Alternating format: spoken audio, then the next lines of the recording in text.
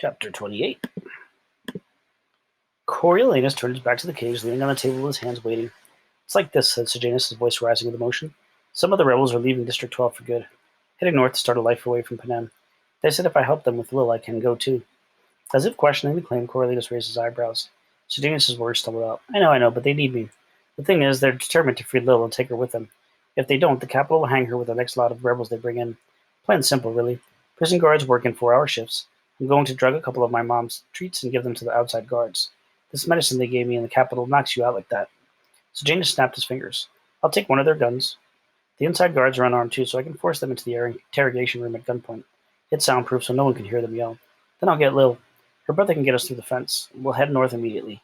We should have hours before they discover the guards. Since we're not going through the gate, they'll assume we're hiding on base, so they'll lock it down and search here first. By the time they figure it out, we'll be long gone. No one hurt, and no one the wiser." Coriolanus dropped his head and rubbed his brow with his fingertips, as if trying to collect his thoughts, unsure how long he could refrain from talking without seeming suspicious. But Sejanus hurried on. "I couldn't go without telling you. You're as good to me as any brother could be. I'll never forget what you did for me in the arena. I'll try to figure out some way to let Ma know what happened to me, and my father, I suppose. Let him know the Plinth name lives on, if only in obscurity." There it was, the Plinth name. It was enough. His left hand found the remote and he pressed the neutral button with his thumb. The Jabberjay resumed the song it had been singing earlier. Something caught Coriolanus' eye. "Here comes Bug."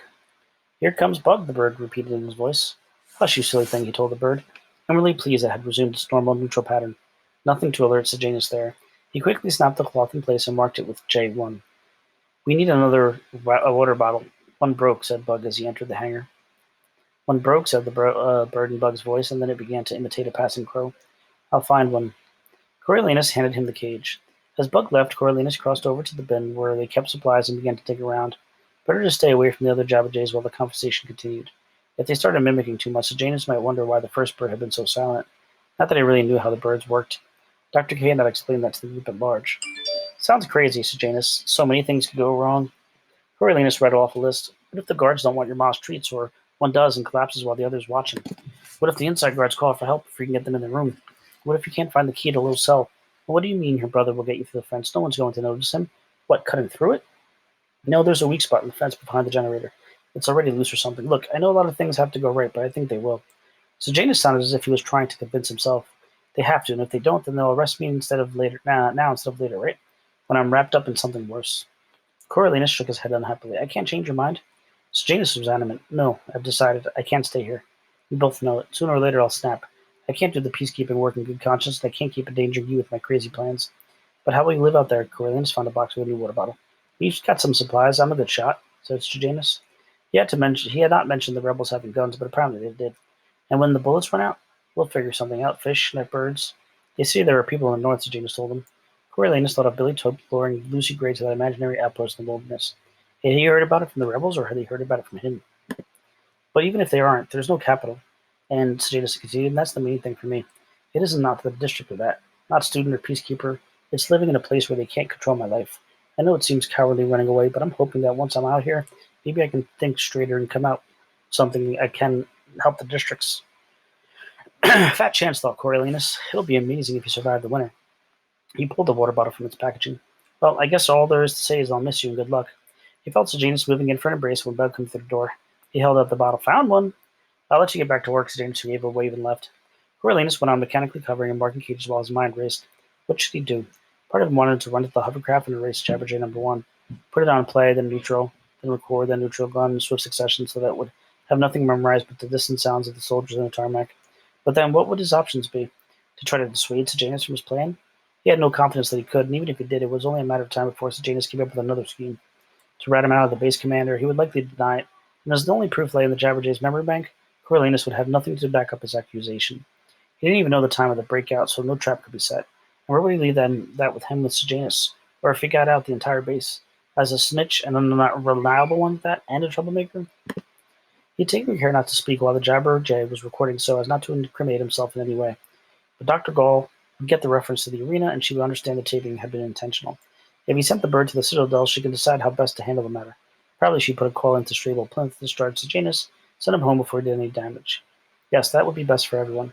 He dropped the remote into the bin of storage supplies. If all went well, Sejanus Plinth would be out of his hair in a matter of days. The calm proved short-lived. Coriolanus awoke after a few hours of sleep from a terrible dream. He'd been in the stands of the arena looking down at Sejanus, who knelt beside Marcus's wrecked body. He was sprinkled with breadcrumbs, unaware that a multicolored army of snakes was closing in on him from all sides. Coriolanus screamed at him over and over to get up to run, but Sejanus didn't seem to hear. When the snakes reached him, he had plenty of screaming of his own to do. Guilt-ridden and slick with sweat, Coriolanus realized he had not thought through the ramifications of sending the Jabberjay. Sejanus could be in real trouble. He leaned over the side of his bunk and was reassured for a moment by the sight of Sejanus sleeping peacefully across the barrack from him. He was overreacting. Most likely the scientists would never even hear the recording, let alone pass it to Dr. Ball. Why would they bother to put the bird on play? There was no reason to, really. The Jabberjays had been tested at the hangar already. It had been a questionable act, but it would not result in Sejanus' death by snakes or otherwise. That thought soothed him until he realized that, in case he was back to square one and in great danger for not knowing about the rebel plan. Lil's rescue, the escape, even the weak spot in the fence behind the generator weighed on him. That chink in the capital armor. The whole idea of the rebels having secret access to the base, it frightened and infuriated him. This breaking of the contract, the invitation to chaos and all that could follow. Didn't these people understand that the whole system would collapse without capital's control? That they might all as well run away to the north and live like animals because that's what they were reduced to? It made him hope the Jabberjay delivered its message after all, but if the capital officials did by chance hear Sejanus' confession, what would they do to him? Would buying rebel guns to use against peacekeepers be cause for execution? No, wait. He hadn't recorded anything about the legal guns, only the part about Sejanus stealing the peacekeepers, but that was bad enough. Maybe he was doing Sejanus a favor. If they caught him before he had a chance to act, maybe he could get prison time instead of a more severe sentence. Or more less likely, old Plinth would buy him out of whatever trouble he faced. Foot the bill for a new base for District 12. Sejanus would get kicked out of peacekeepers, which would make him happy and probably end up with a desk job in his father's munitions empire, which would not. Miserable but alive, and most importantly, somebody else's problem. Sleep evaded Coriolanus for the rest of the night, and his thoughts turned to Lucy Gray. What would she think about him if she knew what he'd done to Sejanus? She'd hate him, of course. Her and her love of freedom for the Mockingjays, for the Jabberjays, for the Covey, for everybody. She probably supports Sejanus' escape plan entirely, especially since she'd been locked in the arena herself. He'd be a capital monster, and she'd run back to Billy Tope, taking with her what little happiness he had left. In the morning, he climbed down from his bunk, tired and irritable.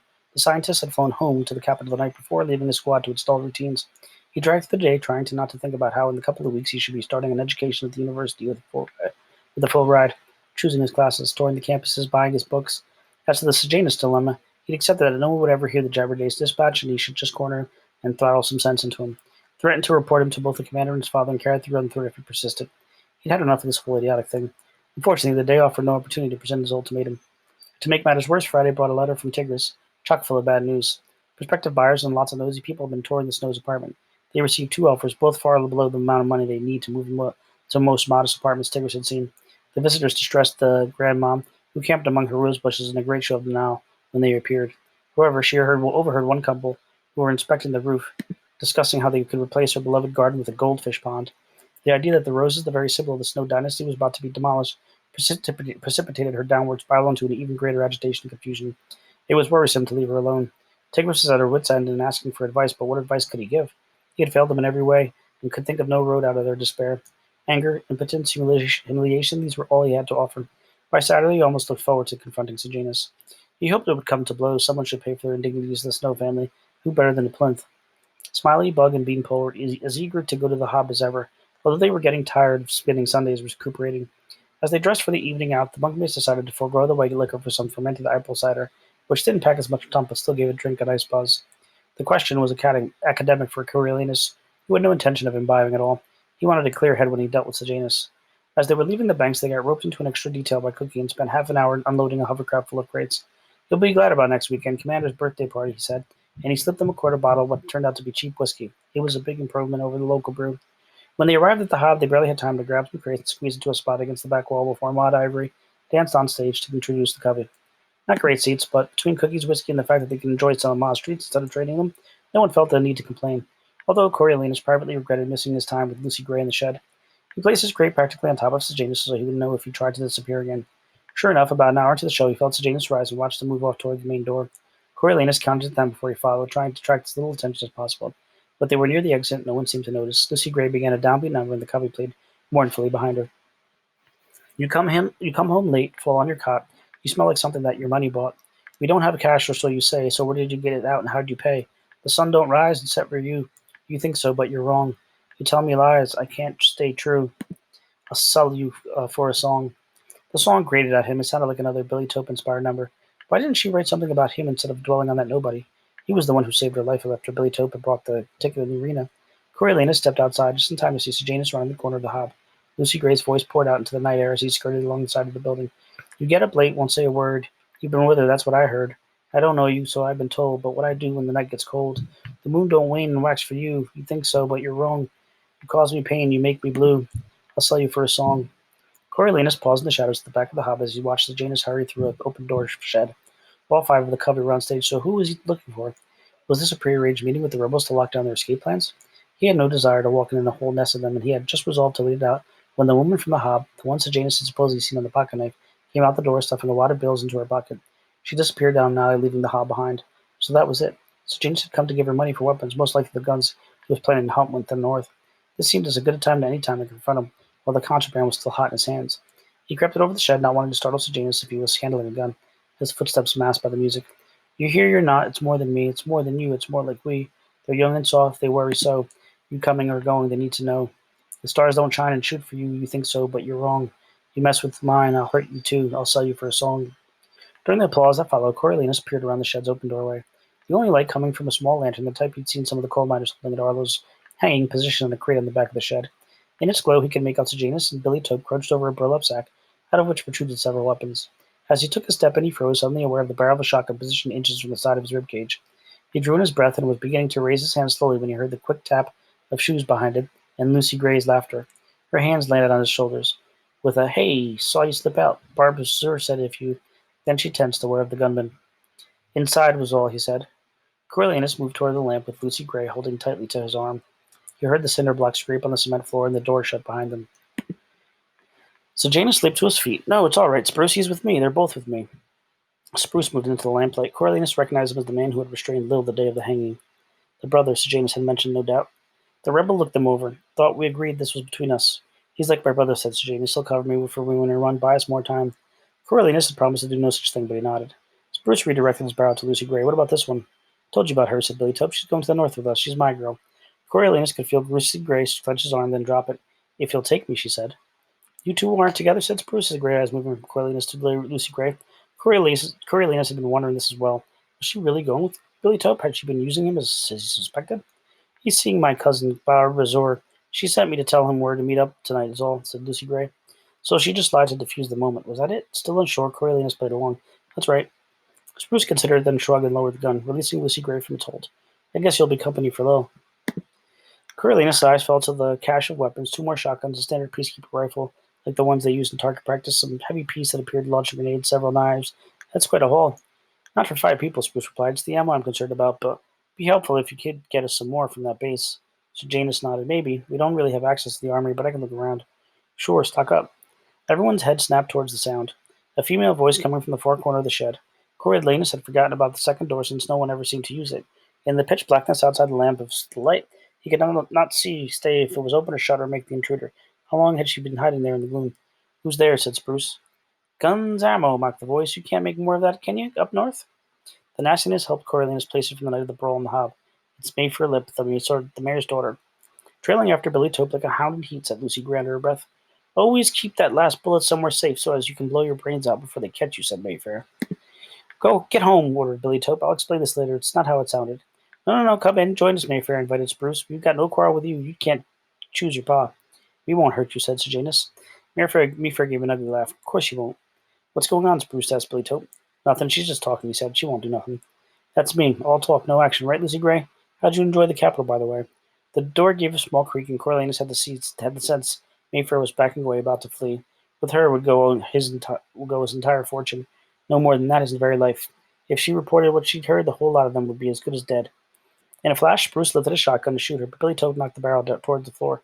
Coriolanus reflectively reached for the peacekeeper rifle and fired toward Mayfair's voice. She gave a cry, and there was a sound of her collapsing to the floor. Oof, what happened there? Mayfair, Billy Tope bolted across the shed to where she lay in the doorway. He staggered back in the light, his hand shiny with blood, spitting at Coriolanus like a rabid animal. What'd you do?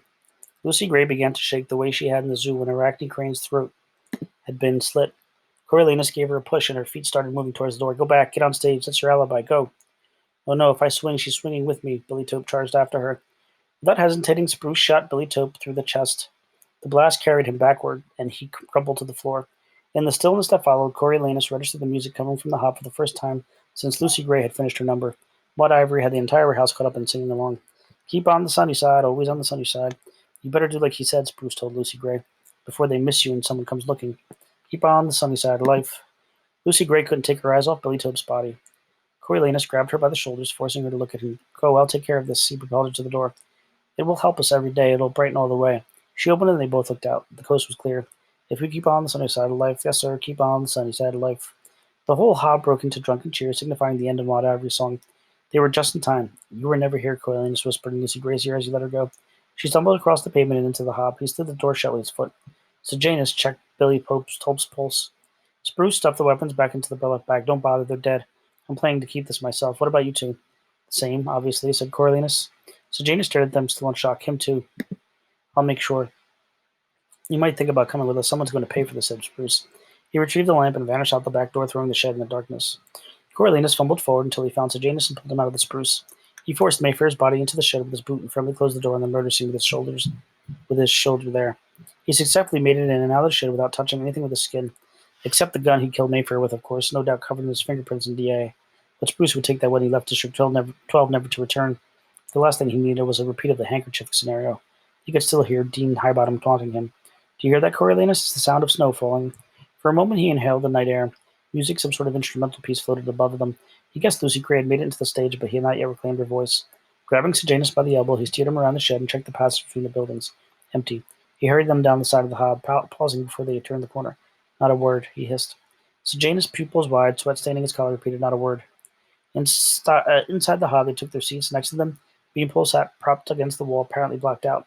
On the other side of him, Smiley chatted up a girl while Bug killed the whiskey. No one seemed to have missed him.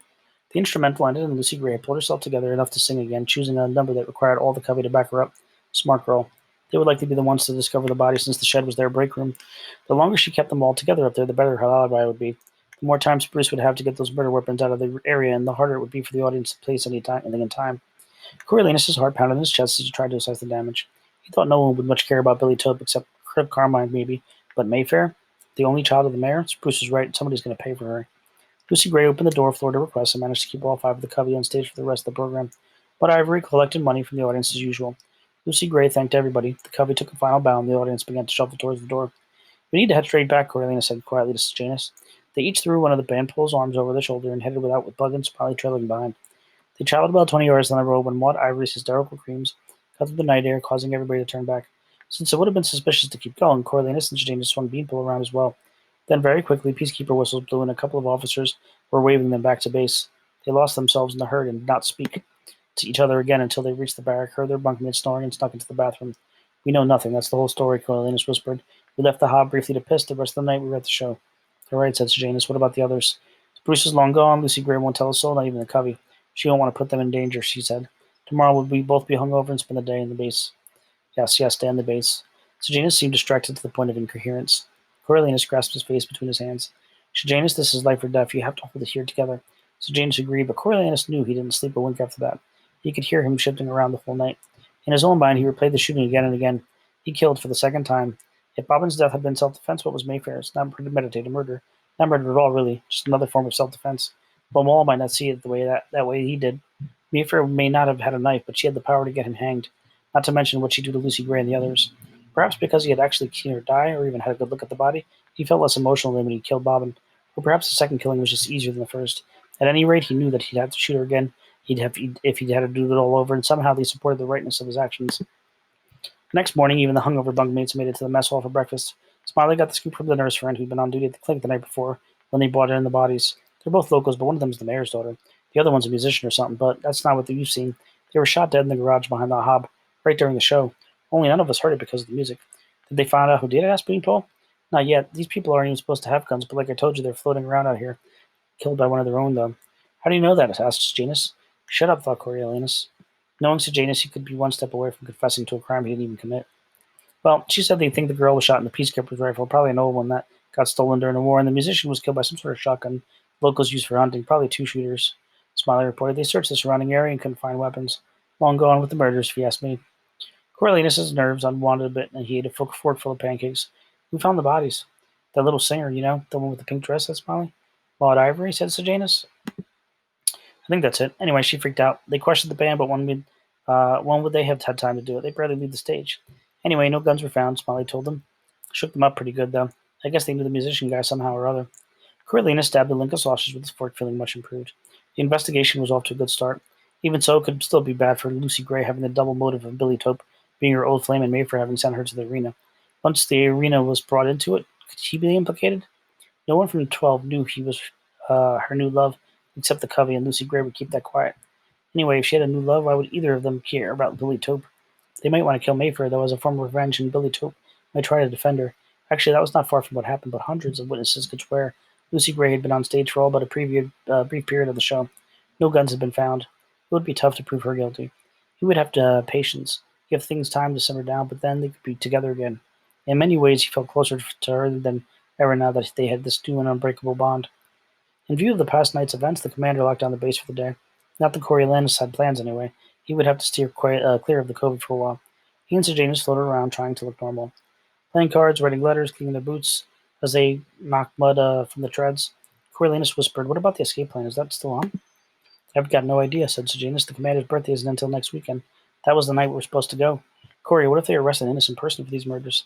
Then our troubles are over," thought Coriolanus, but he only said, "I think it's highly unlikely, with no guns, but let's cross that bridge when we come to it." Coriolanus slept better that night. Monday then lockdown ended. The rumor mill claimed that the murders had to do with rebel infighting. If they want to kill each other, let them. The mayor came on base and pitched a fit to the commander about his daughter, but since he'd spoiled Mayfair rotten and let her run loose like a wildcat, the feeling was he had no one to blame but himself, as if she had been keeping time with the rebel. By Tuesday afternoon, the interest in the murders had died down to the extent that Coriolanus began to make plans for the future as he peeled potatoes for the next day's breakfast. The first thing was to ensure that Sejanus had given up on the escape plan. Hopefully the events at the shed had convinced him he was playing with fire. Tomorrow night they would have mopping detail together, so that would be the best time to confront him. If he didn't agree to abandon the breakout, Coriolanus would have no choice but to report him to the commander. Feeling resolved, he peeled with such zeal that he finished early and quickly let him off for the last half hour of his shift. He checked the mail and found a box from Pluribus loaded with packets of strings for assorted musical instruments and a kind note saying there was no charge. Put him in his locker, happy at the thought how happy Covey would be when it was safe enough to see them again. Maybe in a week or two if things continued to settle down. Coriolanus began to feel his old self as he headed down to the mess hall. Tuesday meant hash. He had a few extra minutes and went pick up another can of powder for his rash, which had finally begun to heal.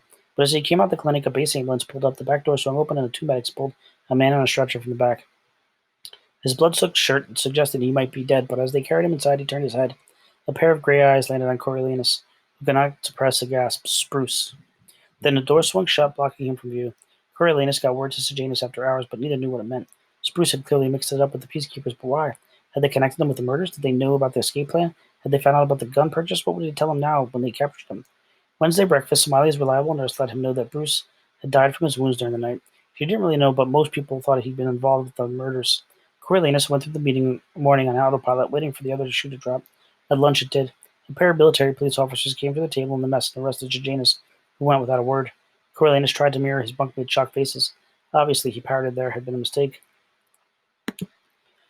Led by Smiley, they confronted the sergeant at target practice. "We'd just like to say that there's no way Sejanus committed these murders. He was with us all night. We never were apart," ventured Bainpool, as if he could have possibly known, blacked out as he'd been against the wall, but all of them backed him up. "I appreciate your loyalty," said Sergeant, "but this is about something else." A chill went through Coriolanus. Something else, like the escape plan? Spruce didn't seem like he'd spilled the news, especially because it could affect his sister. No, Coriolanus felt certain his Jabberjay had made it through to Dr. Gall, and this was the fallout. First Spruce's arrest, then Sejanus's. For the next 2 days, everything seemed to tumble forward as he tried to reassure himself that this was in James's best interest, as the bunkmates pleased to see their friend were denied, as the detention stretched on. He kept waiting for Strabo Plint to descend into private hovercraft, negotiate a discharge offer to upgrade the entire air fleet for free to whisk his errant son back home. But did his father even know about Sejanus' predicament? This wasn't the academy, where they called your parents if you messed up. As casually as possible, Coriolanus asked an older soldier if they were ever allowed to call home. Yes, everyone was allowed a biannual call, but only once they put it in 6 months. All other correspondence had to be by mail. Not knowing how long Sejanus might be in lockup, Coriolanus scribbled a short note to Ma, generally informing her that Sejanus was in trouble and suggested Strabo might want to make a few calls. He hurried over to mail it Friday morning, but was waylaid by a base-wide announcement calling all but essential personnel to the auditorium. The other commander informed them that one of their own was to be hanged for the treason that afternoon, one Sejanus Plinth. It was so surreal, like a waking nightmare. Drill practice, he felt like a marionette being jerked here and there by invisible strings. When it ended, the sergeant called him forward, and everyone, fellow recruits, Smiley Bug, and Beeple, watched while Coriolanus was given the order to attend the hanging to fill out the ranks. Back at the barrack, his fingers were so stiff he could hardly manipulate the uniform buttons, each one carrying the impression of the capital seal on its silver face. His legs had the same of coordination he associated with palm time, but somehow he wobbled to the armory to collect his rifle. The other peacekeepers, none of whom he knew by name, gave him a wide berth in the truck bed. He was certain he was tainted by association with the condemned. As with Arlo's hanging, Coriolanus was instructed to stand in the squad flanking the hanging tree. The size and volatility of the crowd confused him. Surely Sejanus had not garnered this sort of support in a few weeks until the peacekeeper man arrived and both Sejanus and Lil stumbled out into their chains. At the sight of the girl, many in the crowd began to wail her name. Arlo, an ex-soldier toughened by years in the mines, had managed a fairly restrained end, at least until he heard Lil in the crowd. But Sejanus and Lil, weak with terror, looked far younger than their years and only reinforced the impression that two innocent children were being dragged to the gallows.